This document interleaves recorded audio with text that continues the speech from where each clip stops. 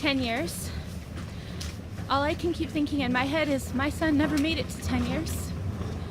Daniel was killed when he was 9 years, 7 months, and 24 days, which is similar to the sentence with credit of time served that the drunk driver Marco Muzzo who killed him will be serving if he served the full time. That's what's going through my head right now. The fact that his sentence is 10 years and none of my children saw 10 years. None.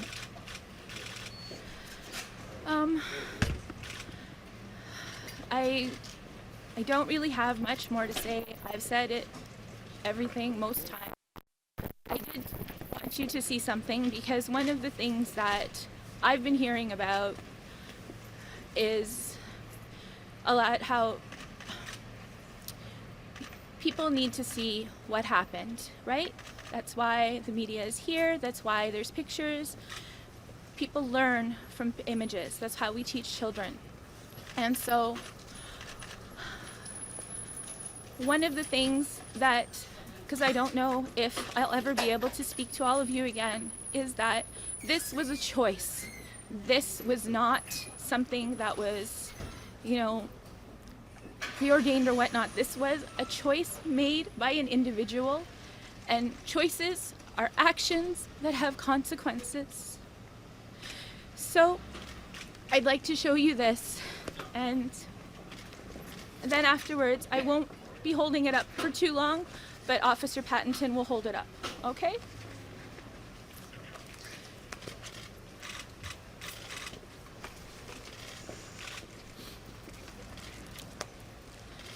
So it starts off with my dad's choice. He chose to marry my mother. Okay. My dad's actions. He chose the three of us. He chose to have my brother, sister, and myself. My choice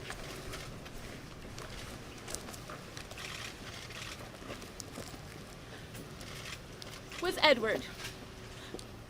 We chose to get married on October 2nd, 2005, which, if you do the math, by our 10th wedding anniversary, Marco Muzzo had already killed our family at our 10-year mark. My actions, my 3 kids. This is a photo, the last photo we took of the car that we traded in, that we had for 9 years, to trade in for the van that they were killed in, the night that they were killed. I'm sure you can read this, because I really don't want to say his name if I don't have to.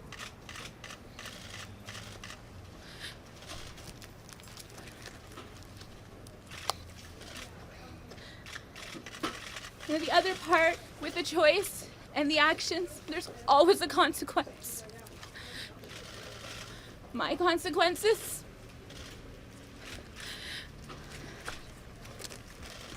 these were my consequences. You've heard that there were photos of Millie and Harry taking in the hospital. I know some of you have told me that you've received some of those photos. People are trying to sell them and whatnot. Don't buy them, but if you get them, use them if you want to. People need to see.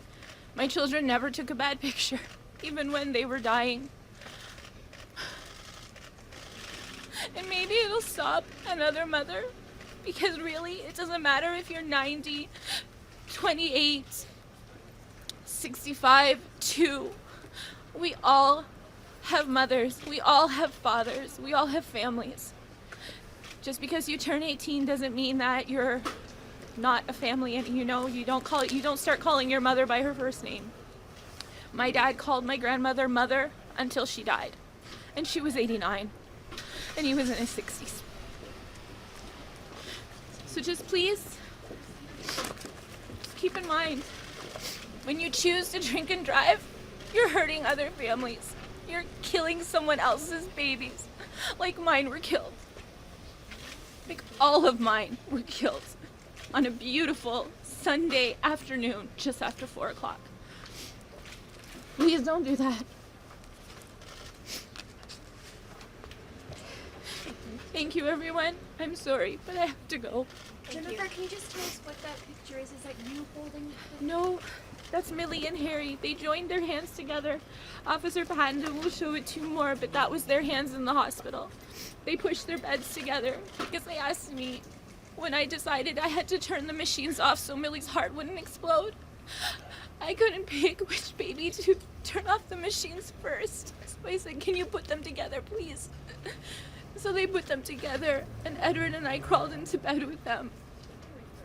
And this is what the team did for us, so that we put our hands on top of theirs, so that at least when my children, just like we were there with them when they were born, we were there with both of them when they died. And they died hugged by us in beds, surrounded by all the family and friends that sang to them somewhere over the rainbow as we turned off the machines. Now we're keeping them alive. So that's what that picture is. This is before they're dead, just to clarify. They weren't dead yet. Okay.